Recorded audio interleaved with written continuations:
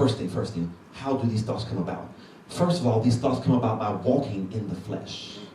Not as it says in 2 Corinthians 10, chapter 3, but Galatians 5, 16 and 17. Turn there with me, please.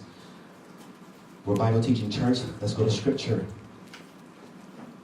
Familiar Scripture too. Should be to everyone in here.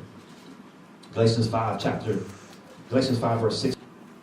So he said, I say then, walk in the Spirit, and you shall not fulfill the lust of the flesh. For the flesh lusts against the Spirit, and the Spirit against the flesh, and these are contrary to one another. There's a war going on. There's two sides of you. There's the flesh side, the carnal side, there's the spirit side, and they're fighting against each other to have dominion over your soul, to have dominion over your thoughts. He says, but if you are led by the Spirit, you are not under the law.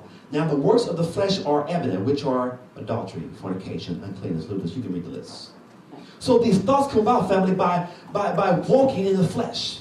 You see, when we fail to give God his due time, then we allow the Spirit to come in and take control of our lives. Then we begin on a day-to-day basis. Then we begin to walk on that day or in that day in the flesh because we did not give our time to God. We're not walking in the Spirit, and because we're not walking in the Spirit, we have a propensity to fulfill how these thoughts come about. They come about by life experiences. Now, this is what I want to deal with. You see,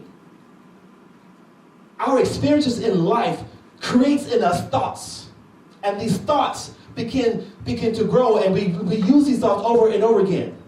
For example, let's take, kind of extreme example. Let's say you saw your dad beating up on your mom growing up. And now, you saw this your life experience, and now you're now married, and now you're beating up on your spouse. These thoughts coming into your mind. Okay, well, if she don't get it, she don't behave, I'm going to knock her down because that's what I saw my daddy do, and I saw my mama get up and, oh, yes. So I'm going to do the same thing. These are the thoughts that you have. Not you per se. Life experiences, family, creates thoughts in our mind, and it somehow defines who we are. So this is how these thoughts come about. We have to look at our childhood and look at what is still there in our childhood, from our childhood, that is causing us to behave a certain way, that is causing us to miss the mark, to sin.